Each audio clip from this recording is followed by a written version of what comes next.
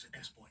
And in Miami, ACC was an afterthought. I mean, the ACC, I can't believe we're letting any team in there. Duke, yeah, right. That's why we had JMU and Tulane in the 12-team playoff, is because how ass the ACC champion was. So Jim Phillips was sitting over there, the commissioner of the ACC, staring down potentially no ACC teams in the college football playoff.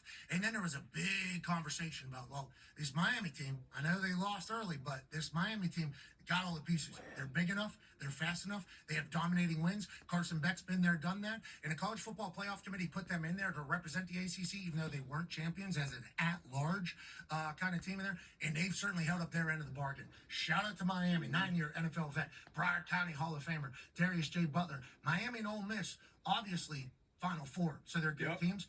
Great stories, too, for all of college. Absolutely. Ole Miss, I think, probably has the best story right now because of what's going on with the coaching staff and the coach leaving and the players. And now you got 5 stars transferring from LSU to Ole Miss. So I think storybook-wise, probably got the best story. Miami, if you looked at, I'm glad the committee actually knows ball and they let them in and they were the one lone ACC team. But I feel like Miami kind of has their own brand, even separate from the ACC and their glory days. You know, you talk about the Hall of Famers and the legacy there. And then on the Big Ten side, that Big Ten kind of dominance just keeps going on. Indiana clearly, I think right now, the best team, best coach team in the country. Then Oregon, you know, on any given Sunday, they can do their thing. So I think we got a great Final Four. But, yeah, you know who I'm rolling with. Well, Miami's supporting the entire thing, too, where it's like, hey, conference champions can't get in. You know, like we almost left, or not we, the committee almost left Miami completely off of the table. It was almost under Dame. JMU was in. JMU was in. Tulane was in. Tulane was in. Like that, Miami is the example of exactly why you have to change the entire bidding, situation with the CFP. Yeah, I love this Miami team. I watch this Miami team, boots on the ground. We'll be able to do it again. Obviously, we'll be doing a field pass from both of these games on ESPN. I can't wait to watch on ESPN2 field pass for both games, for the vrbo Fiesta Bowl and the Six-Way Peach Bowl. The best, craziest story is certainly that. But if you were to zoom I out can't in a wait. big way, what's happening here in Indiana is crazy. It's absolutely crazy. Yeah. First ever Heisman winner, first ever number 1 overall pick, first ever, and now they have a chance. They're knocking on the door of a national championship appearance. What Cignetti has done to this entire state, obviously this university, but also college ball as a whole, is give a lot of people hope that if they have the right boosters, they have the right people behind them, and they have alignment from the president. President Pam Whitten is a ball lover. She is. We are going to try to win ball, yes. And then you have a head coach and an AD. They're also on board. And you get the right people. You can flip something from nothing, literally, to maybe a national champion in 2 years. That's kind of the upside of this modern day football that we have for college ball that doesn't get talked about. A lot of things get lost in the sauce. Transfer portal is a bad time. It is. Contracts are out of control. They are. Coaches having to leave at certain times.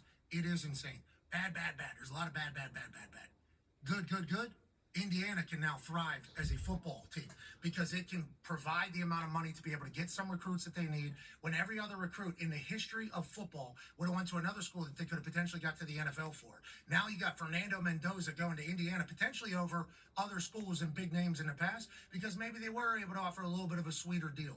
Maybe because the business is a little bit nicer down there in Bloomington, they were able to bring in Pat Coogan, the center from Notre Dame. Maybe because the boosters want their football team to be good, it's a good thing for ball as a whole, not just a bad thing that always gets brought up, John Diggs. Yeah, I agree 1,000%. And this year in the transfer portal, IU is doing it again. Them and Texas Tech are dominating. And I like how you said it, and Deba too. Like when you look at it just in a vacuum right there, yeah, Ole Miss and what's happened with Lane and everything like that. But when you zoom out, IU before Sig got there, 1-8, 2-7, 0-9. There was a 5-4 in there, 2-7, 2-7, 2-6, 1-7, 2-6, 0-8, 1-7, 1-7, 1-7.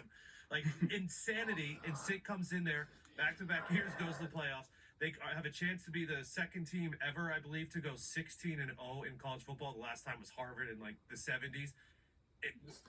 This is, and I'm trying not to be like just in the moment. This might be the one of, if not the greatest sports story of all time, what Sig's done at IU and their run this year. And people are saying like Ted Lasso type shit here for Cignetti. You are talking maybe one of the greatest coaches in the history of sports when it's all said and done for this Paisan that's living down there. Yeah, well, in all sports, like you mentioned, and just professional or amateur. Like you can lump him in with guys in the NFL, with other sports like that. But the coolest part with the transfer portal that, maybe with all the negativity around it, which of course there is, but the cool part is it separates the great coaches from the good ones, the good coaches from the not so good ones. Like You could argue that Texas Tech is primed for Joey McGuire to be in the consideration of one of the great coaches in college football, because if they can continue to do it, Cignetti in 3 years has gone from JMU to, hey, this guy's the best coach in college football. That is nuts, and it's all because of the transfer portal. It's not just like his talent evaluation is part of coaching, getting the most out of people. I mean, I don't want to continue to point at one particular place, but it is going to be kind of the example that people use whenever they say, yeah, money doesn't mean you. Florida State. Okay, look where Florida State was. They should be in the national championship conversation, should be in the tournament. Their fans felt that way. A lot of injuries at very key positions. Obviously, it ended up working out how it ended up working out. Florida State people still hold grudges against people for that particular moment. But then it's like, all right, you got a program built. You're there. Let's do it again. They spend money on the wrong particular fit in DJ Uiagalelei, and they go right into the shitter. So it's not just that you have money. Okay, certainly having money is a necessity in this modern football, but it's like, to your point about the coaches being able to pick the right people and coach these people while they're getting paid millions, hundreds of thousands of dollars, managing egos.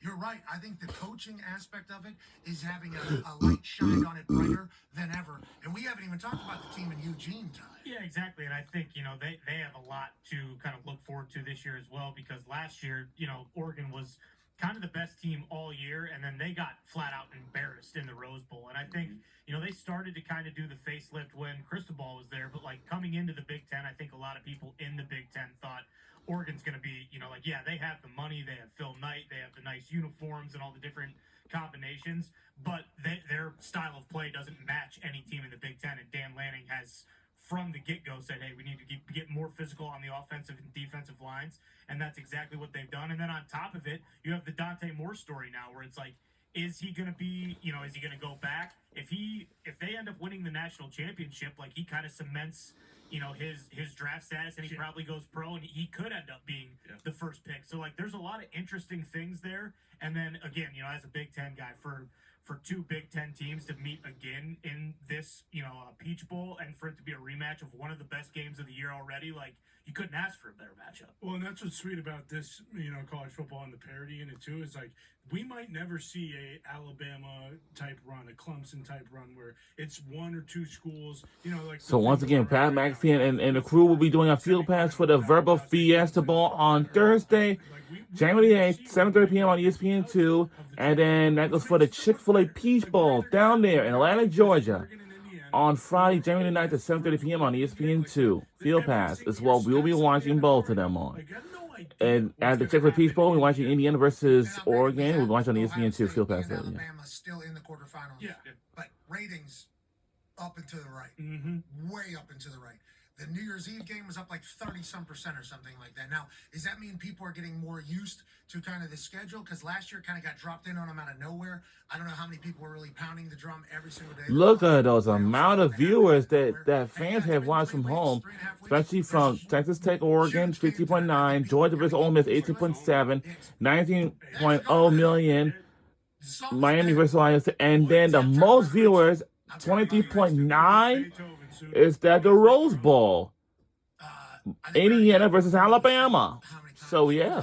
Yeah, you're right. We should just do that. But on that note, it did feel as if there was a lack of people knowing last year that the college football playoffs are happening. This year, obviously second year, people are a little bit more comfortable. But the numbers way up and to the right for football as a whole, college football for sure. Yeah, 20.9 million viewers, especially at the Rose Bowl. Indiana versus Alabama was the most viewers ever seen such a thing like that before. So to have this Final Four and these stories, all four of these teams, I feel like have great stories. They got completely different stories, different style players, different coaches. I can't wait for these two games back to back, man. Then obviously whichever natty we get, that'll be great as well. Joining us now, ladies and gentlemen, is a man who has all the right ideas for everything on earth. Ladies and gentlemen, the quarterback guru for ESPN and football knower, Dan Orlovsky. Yeah. Just went to the dry cleaner.